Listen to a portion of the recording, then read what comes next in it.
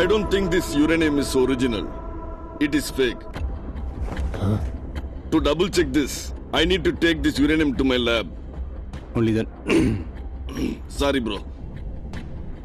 Only then I can be 200% sure whether it It is original or not. Scientists are fake.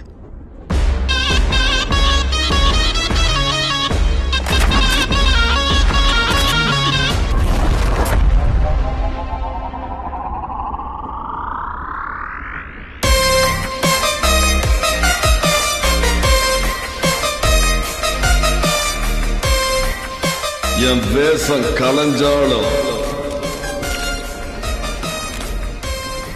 நான் காந்தி தாண்டா.